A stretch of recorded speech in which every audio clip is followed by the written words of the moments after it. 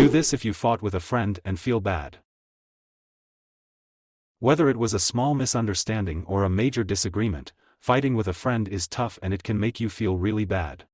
But don't worry, I've been there, and here are the things I did to heal both the friendship and my peace of mind. First off, it's important to acknowledge your feelings. Feeling bad after a fight is normal and shows you care about your friendship. But how do you move forward? Let's break it down. Firstly, reflect on the situation. Find a quiet spot. Perhaps under the shade of a tree, where you can be alone with your thoughts. Sit down on the soft grass and take a few deep breaths. Let your mind wander back to the disagreement. Picture yourself back in that moment. Replay the conversation in detail. Was there a turning point, a hurtful comment or sudden outburst that blew the argument up? Pinpoint the spark that ignited the flames. Analyze the experience in your mind. Look past the surface-level argument to the underlying currents. Did unspoken insecurities, jealousy, or pride churn the waters before tensions spilled over? Identifying these emotional undercurrents is key.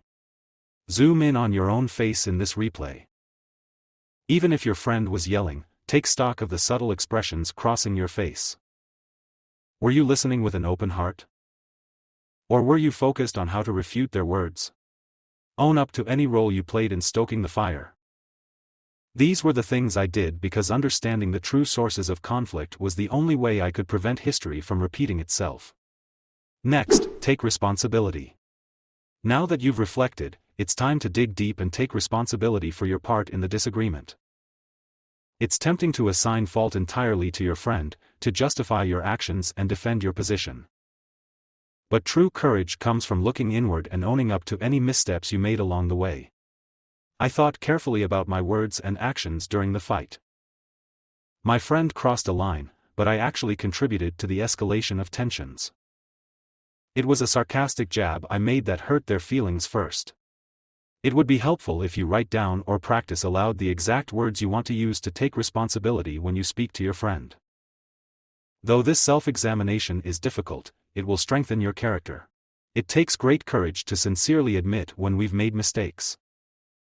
If both friends in a conflict have this courage, reconciliation is possible. Thank goodness, I had it in my case. The next thing I did was plan my apology. A sincere, thoughtful apology goes a long way toward healing friendships. So, I took time to carefully plan out what I wanted to say before I reached out. I know that the most impactful apologies use I a lot. I'm sorry I said. I regret that I. Explanations may come later, but lead with humility by keeping the focus on your sincere regret for your part. One thing I also did was to visualize myself delivering the apology. I saw myself make eye contact, speak from the heart, and leave space for my friend to respond. An apology is not the end of the dialogue, but the starting point. Then I reached out to her. After reflecting and preparing my apology, I reached out to her. I arranged a face-to-face meeting with her physically, because this allows for a more nuanced conversation and the chance to read each other's body language. I advise you to choose a private, neutral location where you can talk openly. My first choice was a restaurant, but she said she didn't want to hang out with me, so I opted for going to her house and speaking with her there. If a face-to-face meeting is not feasible in your case, a phone or video call is the next best option. Hearing each other's voices and seeing facial expressions will convey more meaning than merely chatting. When you make contact, you should start with the fact that you want to make amends. Take responsibility again for the ways you contributed to the disagreement. Let them know you are ready to listen to their perspective with empathy so you can both forgive and move forward. I'd like to emphasize again that you should avoid reaching out over text if you can. While easier and less vulnerable for you, texting prevents the human connection necessary to resolve conflict. It also carries the risk of continued miscommunication and greater hurt on both sides. Imagine something happened and you had to leave their messages hanging, that'd just make your friend more furious. In my case, my friend even told me she wouldn't have listened if I tried a WhatsApp chat or something. Have courage to do this in the right way. This conversation may be uncomfortable, but approaching it honestly and openly will set your friendship on the path to restoration and growth. Listen. When you meet your friend face to face, open your ears and your heart to truly listen. Provide them space to unpack their hurt without any interruption. Even if their words land like daggers, do not deflect or return fire.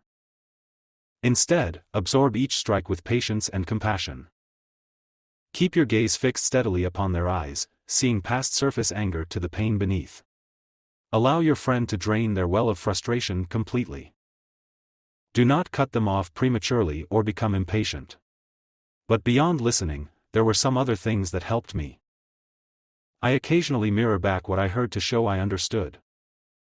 I did things like asking gentle clarifying questions without rebutting in the moment. This is listening with empathy, and it soothed my friend's anger. After all, it is difficult for negative emotions to persist and flare in the company of understanding. Demonstrate that repairing your bond matters more than defending your pride. This humility and validation will pave the way for true reconciliation. And finally, you must agree to move forward. Once you've both shared your feelings and perspectives, it's time to map out a constructive path forward. Discuss openly what needs to happen to rebuild trust and strengthen your friendship for the long term. This may involve compromising on issues you disagree on. Try to find solutions you both feel good about. You may also need to set new boundaries to avoid future conflicts. For example, agree not to make jokes at each other's expense if those contributed to hurt feelings. Ultimately, you want to restore the respect and care that form the foundation of any good friendship. Identify how each of you need to be treated by the other moving forward. Before we wrap it up, I have a bonus tip for you. Wanna guess? Give it time. See, healing takes time. Don't rush the process. You might not resolve everything in one conversation, and that's okay. What matters is that you're working on it. I want you to know that a complete resolution overnight is unlikely. I was fortunate to have had that with my friend, but you might not. You may need to accept that you will continue to agree to disagree on some issues. The goal is to end the conversation with optimism for your friendship's future. Express hope you can understand each other better going forward. Then cement it with a sincere, heartfelt hug. I even took my friend out after we settled the argument, and guess what? She paid for the meal we both had. Is that not beautiful?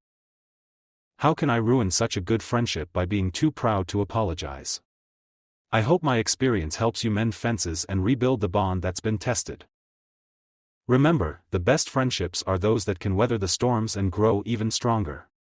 If you've gone through this before and have tips of your own, please share them in the comments below. Your experience could help someone else in our community. And if you found this video helpful, don't forget to like, share, and subscribe for more content like this. Until next time, take care and be kind to one another. Stay in loving friendships, and I'll see you in the next video.